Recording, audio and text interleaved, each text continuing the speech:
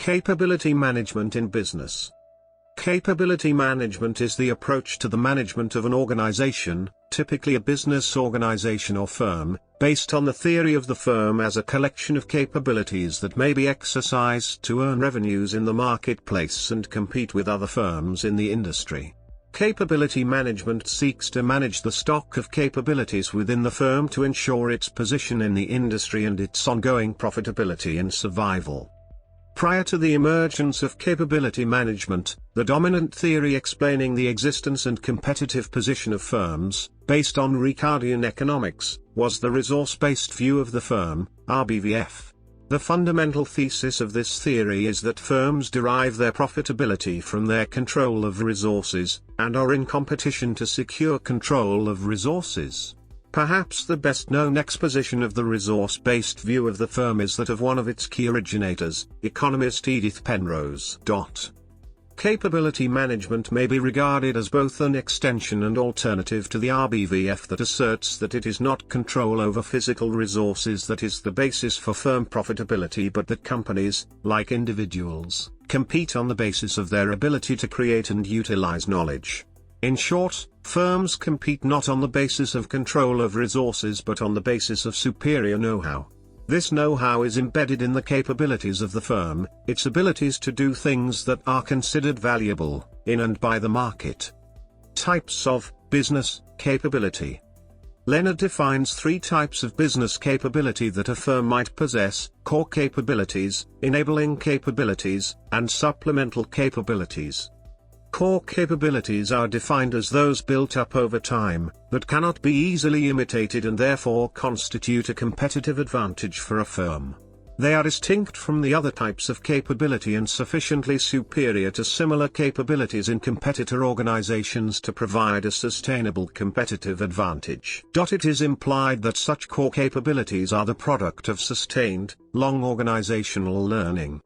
Supplemental capabilities are defined as those that add value to core capabilities but that could be imitated. Enabling capabilities are defined as those that are necessary but not sufficient in themselves to competitively distinguish a company.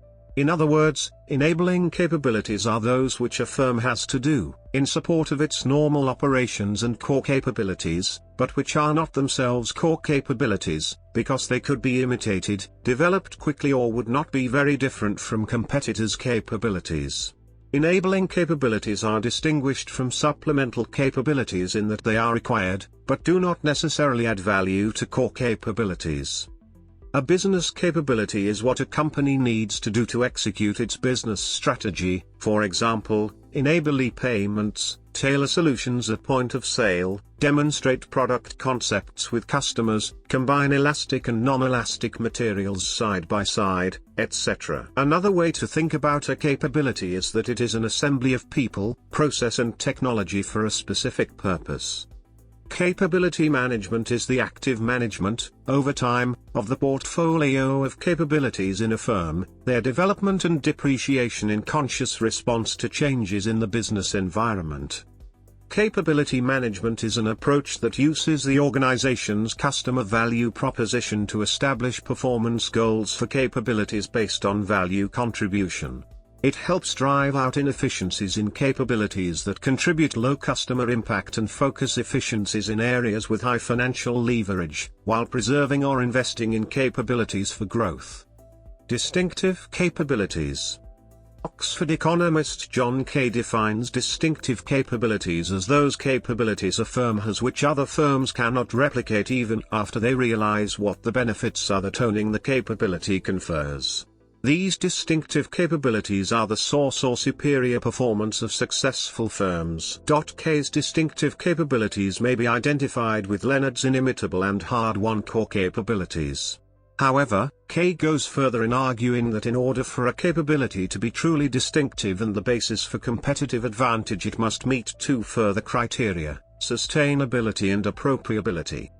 Sustainability refers to the firm maintaining the distinctiveness and superiority of the capability relative to other firms despite their efforts to imitate or replicate it. One approach to sustainability is for the firm to develop the capability faster than the competitors through learning and innovation. Appropriability refers to the firm securing the benefits of the capability, or the exercising of its capability, for itself as opposed to those benefits accruing to the firm's customers, its staff, management or employees, or its shareholders, regulators or other stakeholders. Intellectual property rights are one means for securing appropriability. On the basis of analysis of empirical data regarding the performance of companies, K argues that there are only a few types of distinctive capability that meet the additional criteria. 3 are said to recur in the analysis: innovation, architecture, and reputation. These are briefly discussed below. Capability or competency? In a 1990 edition of the Harvard Business Review, Gary Hamel and C.K. Prahalad published an article entitled "The Core Competence of the Corporation," which defined the notion of a core competency. Core competencies are identified by 3 criteria. 1. They are difficult for competitors to imitate. 2. They make a substantial contribution to a number of the firm's products or services. They give the firm access to several markets. And 3. They make a substantial contribution to the perceived customer value of the products or services. The superior, competitive position of the firm's products or services in its markets is thought to be the expression of the firm's competitive advantage. Hamel and Prahal go on to assert that core competencies are the result of collective learning across the corporation. Since that publication, there has been active debate in the academic literature as to whether the concept of core competencies is the same notion as core capabilities. Several authors consider that the concepts are the same. The difference is purely terminological, and use the terms interchangeably, while others insist there is a substantive distinction. Given the similarities in their definitions, it is a reasonable position to think they are the same. However, neither Leonard, nor Hamel and Prahalad, nor indeed Kay, were philosophically precise enough in their definitions and expositions of the concepts for the identity to be definitively established. One reasonable position is that core competencies are a view of core capabilities from the customers and products perspective, while core capabilities are a view of core competencies from the perspective of knowledge and skills and staff and suppliers in firms. This may reflect the philosophical biases of their respective institutions. Others, such as Max Boyce-Sott, take the view that competence or competency is some measure of the level of performance in a capability, or that competence is a much narrower concept than capability. Hence a firm may have a high or low level of competence in a particular, notional, abstract capability. There is some evidence that general managers often fail to appreciate the subtlety of the definition of core competencies and overestimate the degree of their firm's competence in common capabilities. Consequently, they over-identify things the firm is good at as core competencies, which falls foul of the distinctiveness criterion for a core capability, and/or the inimitability criterion of core competencies and core capabilities. Hence, some things managers mistakenly identify as core competencies may be more properly considered as enabling or supplemental capabilities. When applying the concepts of core competence or core capability, academics and practitioners should be clear and precise as to their intended semantics for these ambiguous terms. Structure of a capability or dimensions of a core capability. Leonard analyzes the nature of a business capability and concludes that core capabilities comprise at least 4 interdependent dimensions, pp. 19, as follows. Around this complex of systems that realize a core capability, Leonard situates a loop capability, creating activities that comprise shared problem solving and encompass present and future and internal and external perspectives. See Leonard, 1995, Chapter 3. This capability development loop is considered a system of organizational learning, knowledge creating and knowledge diffusing activities, and comprises the following activities. These activities, however, do not form a simple cycle or sequence and may be conducted in any order and several in parallel around any particular capability. It is these knowledge creating and knowledge diffusing, or knowledge acquiring and knowledge sharing, activities that make the capability dynamic, change over time, in the Leonard model. Clearly, Leonard takes a system of systems perspective on organizational or business or enterprise capabilities, and this establishes the link to the notion of a capability in systems engineering. Given that the Leonard model of a capability incorporates elements of skills and knowledge, and is adaptive and intelligent in the sense of importing knowledge from the external context, experimenting and problem solving, while moving from present to future, it may be considered an ICOSOS, an intelligent complex adaptive system of systems, model of an enterprise or firm. Note that the knowledge created and diffused in the Leonard model is organizational knowledge, not personal knowledge, and is know-how, not know-that is often tacit knowledge. According to Hadaya and Gagnon, in their book Business Architecture, the missing link in strategy formulation, implementation, and execution, a business capability is an integrated set of resources designed to work together to achieve a particular result. A capability is always made up of one or more business functions, business processes, organizational units, know-how assets, information assets, and technology assets. For example, to have the capability to fabricate metal parts, an organization must have the necessary machines, technology assets, the knowledge of how to operate them, know-how assets, the specific sequence of activities needed to fabricate the parts, process, the drawings of the parts to be fabricated, information assets, and the teams of people, organizational units, specializing in the various types of fabrication required to make the parts, business functions. According to these authors, some capabilities also include one or more brands or natural resource deposits. Indeed, the Coca-Cola Company could not sell 1.9 billion servings a day in more than 200 countries were it not for the power of its brands.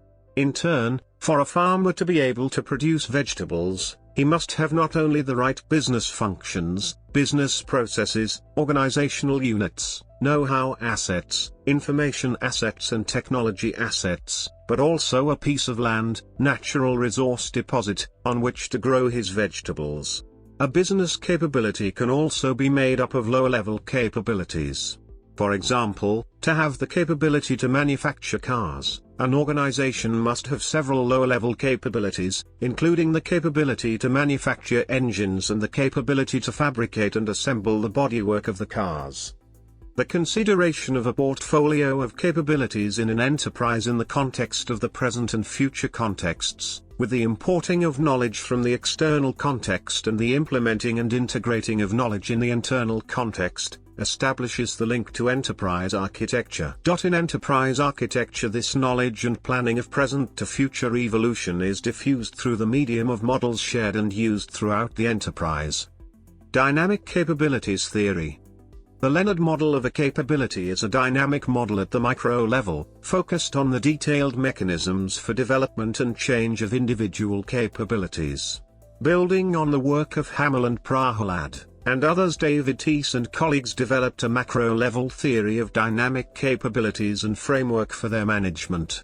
In this theory, or perhaps the dynamic capability is defined as the firm's ability to integrate, build, and reconfigure internal and external competences to address rapidly changing environments. Building on earlier work from the 1960s, the central thesis of the dynamic capabilities theory is that the real key to a company's success or even to its future development lies in its ability to find or create a competence that is truly distinctive. In this literature, the term competence is used in both the sense of degree of performance in some capability and as a low-level, short-term capability. Competence in the latter sense echoes the concepts from Hamel and Prahalad, but may also be identified with Leonard's enabling and supplemental capabilities as well as the short-term core capabilities of a firm. The term capabilities is also used somewhat interchangeably with competencies. The competencies or low-level capabilities are regarded as assets or knowledge resources of the enterprise, alongside physical assets and other resources that are difficult for competitor firms to acquire. In this sense, Teece's dynamic capabilities theory is a move back towards the resource-based view of the firm, but with a broader notion of resources that includes intangible knowledge-based and practice-based resources, not just tangible assets. In the dynamic capabilities theory, resources are firm-specific assets that are difficult for competitors to acquire or imitate. Organizational routines, based on prior work of Nelson and Winter, or organizational competences are the low-level capabilities of the firm, and core competences are taken from the Hamel and Prahalad concept. Citing Dorothy Leonard, or Leonard Barton, Teece et al. Define higher-level, dynamic capabilities as the ability to integrate, build and reconfigure these tangible and intangible assets. Dynamic capabilities thus reflect an organization's ability to achieve new and innovative forms of competitive advantage given path dependencies and market positions. Path dependencies refers to the history of development of organizational knowledge embedded in its capabilities, routines and technological assets, echoing the concept from Leonard, but on a macro scale and explaining why competitive advantage takes time and persistence to build. The incorporation of routines and path-dependent development of firms in the theory establishes the link to evolutionary theories of management and business strategy. The dynamic capabilities theory also refers to notions of coherence, congruence and complementary assets across the firm's portfolio of assets, routines, competencies and capabilities. This has resonances with similar notions of coherence in system of systems engineering and in enterprise architecture. Teece et al. Also discuss technological assets, structural assets and reputational assets, echoing the three recurrent categories of distinctive capability identified by John Kay: innovation, architecture, and reputation. The discussion of technological assets and technology-based competences establishes the link to technology management and technology strategy. Teece et al.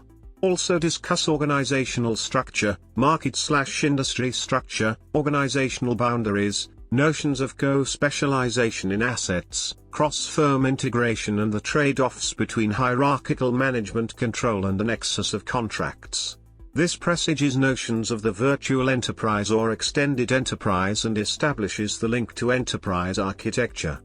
It can be seen therefore that dynamic capabilities theory is a highly integrative theory of the firm that links a wide range of fields including business strategy, strategic management, knowledge management, technology strategy, systems thinking, enterprise architecture or enterprise engineering and others. From the perspective of dynamic capabilities theory, capability management is the approach to management that focuses on the development of the portfolio of capabilities, resources, assets, routines, knowledge etc., available to the firm, and the meta-level capability of reconfiguring them and integrating them for market exploitation and competitive advantage. Capability management in defense. Capability management in defense has a history dating back to the early years of the 21st century. The UK Ministry of Defence adapted the existing DoDAF architecture framework to the procurement practices of what was then the MOD Procurement Executive, later Defence Equipment and Support, in particular a capability management approach to defence procurement called Through Life Capability Management, TLCM. The DoDAF was extended with additional views for capability planning and notions of capability configurations and capability increments.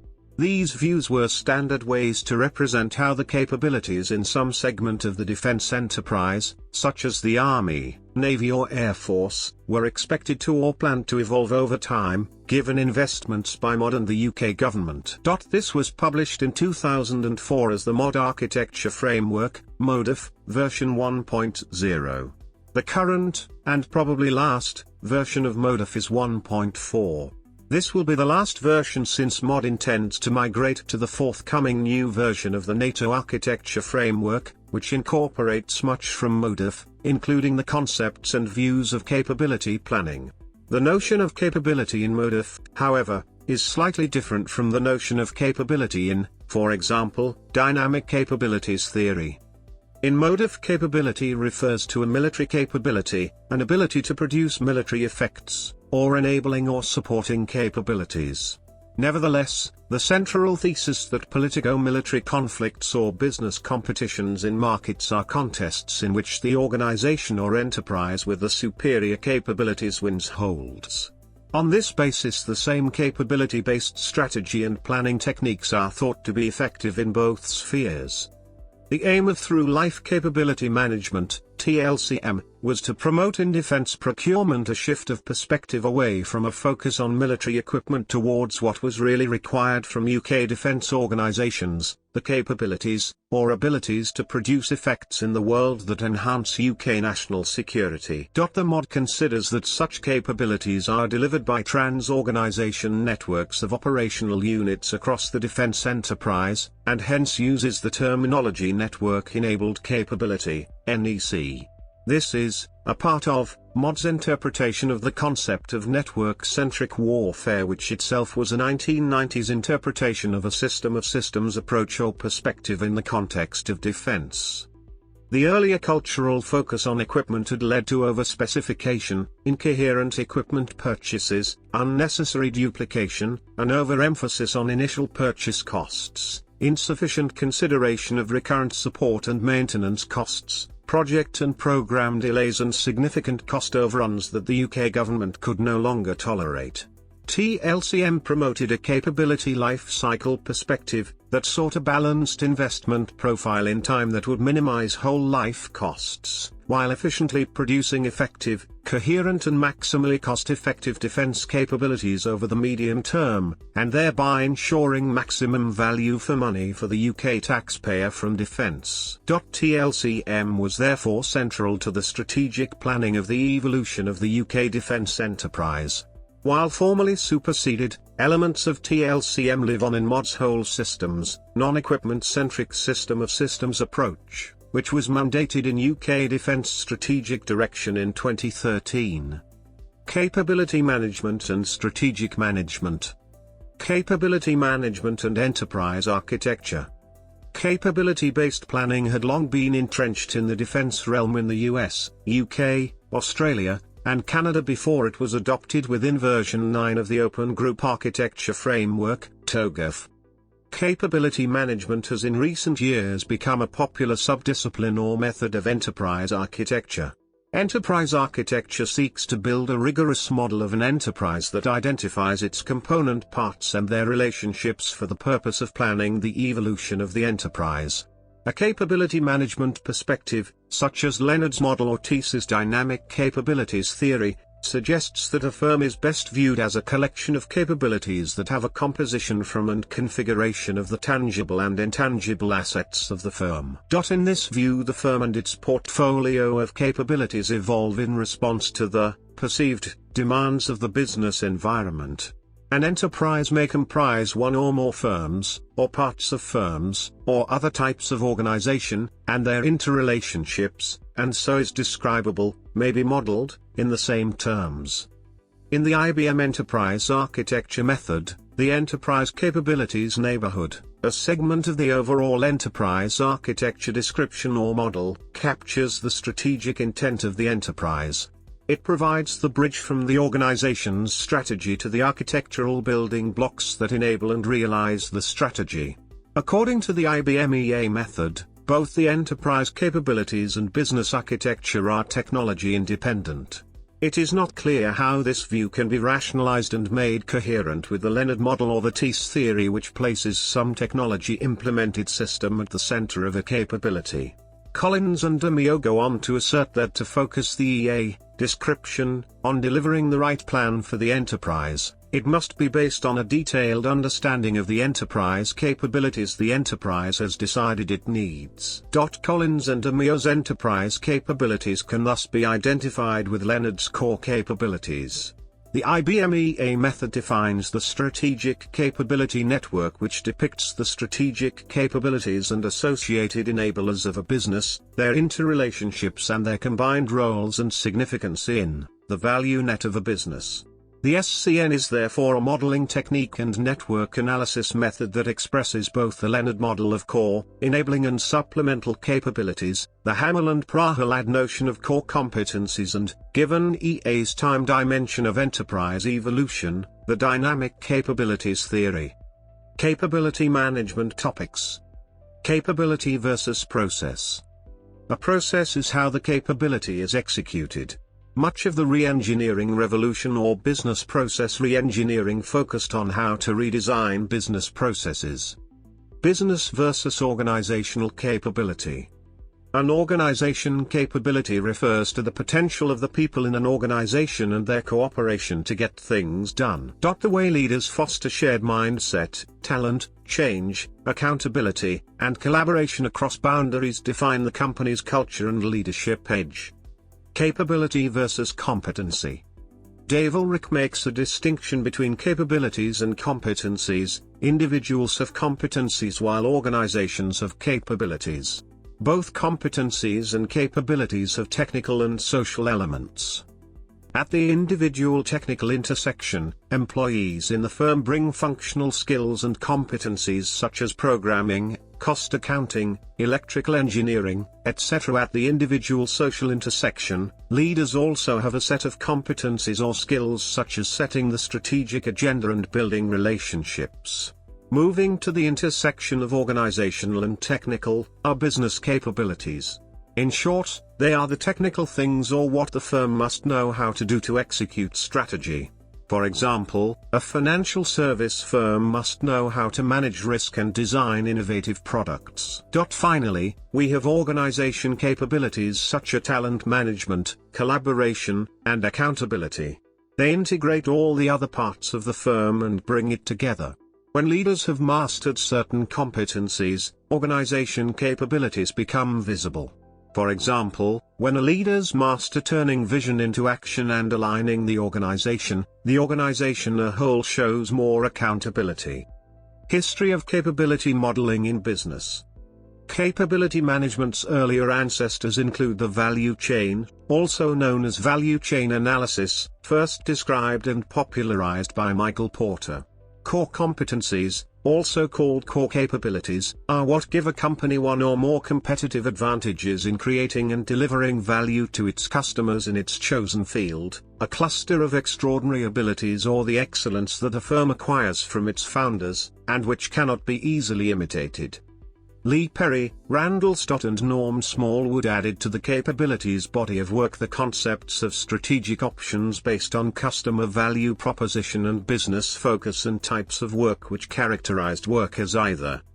Building on earlier themes, the concept of dynamic capabilities was introduced in 2000. The basic assumption of the dynamic capabilities framework is that in fast-changing markets, firms need to respond quickly and innovatively. Around the same time, Richard Lynch, John Deesman and James Dowling extended the concepts above in The Capable Company, building the capabilities that make strategy work. Key additions to the body of work were tools to translate strategic shifts to new sets of capabilities required whether these were core competencies or not. Building on the types of work ideas, the authors added performance target setting based on the capability value contribution.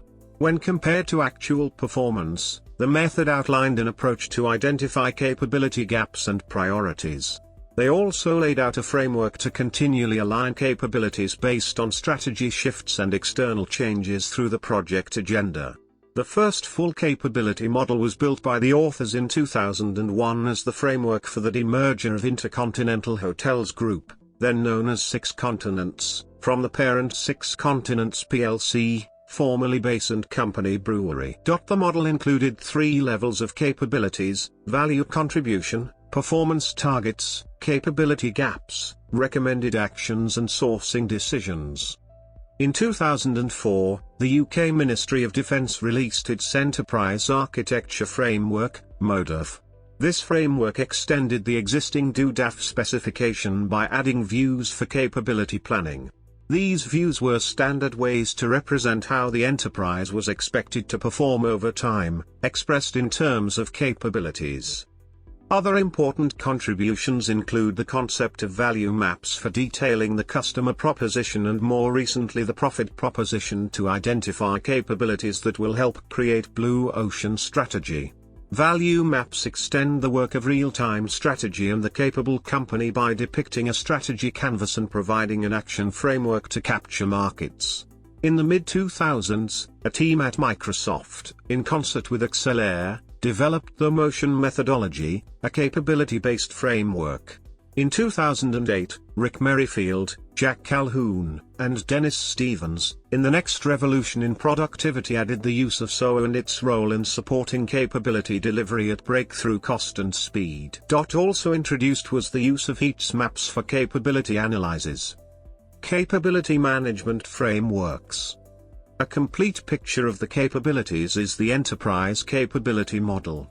It is a blueprint for the business expressed in terms of the capabilities necessary to execute strategy, including delivery of services. Capabilities are described in levels of abstraction, usually 3 levels of details. At the higher level, are the attributes of ownership, location, and project roadmaps. The lower level is where the action is and where performance targets are set, performance assessed and gaps noted. It is at this level sourcing decisions are made or projects established to close gaps. The framework includes strategic, core and enabling capabilities. Strategic planning. Companies like Harvard Pilgrim Healthcare and Intercontinental Hotels Group have used capabilities to focus on where to take out costs and outsource non-strategic capabilities while improving service and adding brands. IT business alignment. Microsoft is using capability models to enter into conversations with clients to identify capability and process pain points to better align IT solutions to the business. New growth platforms. Capabilities are also being used in new growth platform development. Platforms are a foundation that spawns multiple products and/or services that, by themselves, are eventually the size of a business unit. These innovations result from identifying new domains created at the intersection of enablers or unstoppable trends and customer dynamics, linked to an essential set of core capabilities called the platform logic, those capabilities that are unique, valuable, and portable. Capability value contribution. Building of the earlier type of work logic, Acceler added a distinction in assessment of the capabilities necessary to operative the business by examining the financial impact as well as the customer impact. Some capabilities directly contribute to the customer value proposition and have a high impact on company financials. These advantage capabilities are shown in the upper right. Value contribution is assured when performance is among the best in peer organizations at acceptable cost. Keep them inside and protect the intellectual property. Moving to the top left quadrant, strategic support capabilities have high contribution in direct support of advantage capabilities. Keep them close. Value contribution is assured when performed above industry parity at competitive cost. Other capabilities shown in the bottom right are essential. They may not be visible to the customer but contribute to company's business focus and have a big impact on the bottom line. Focus on efficiency improvement, especially in high-volume work. Value contribution is assured when performed at industry parity performance below competitors' cost. Other capabilities are business necessity. Value contribution is assured when performed at industry parity performance below competitors' costs. They can be candidates for alternate sourcing. Gap analysis and heat maps. A capability gap assessment can be portrayed in a heat map. Capability value contribution helps stack rank investments. For example, advantage capabilities with high heat move to the top of the agenda, followed by business essential capabilities with large inefficiencies. Variants and alternatives.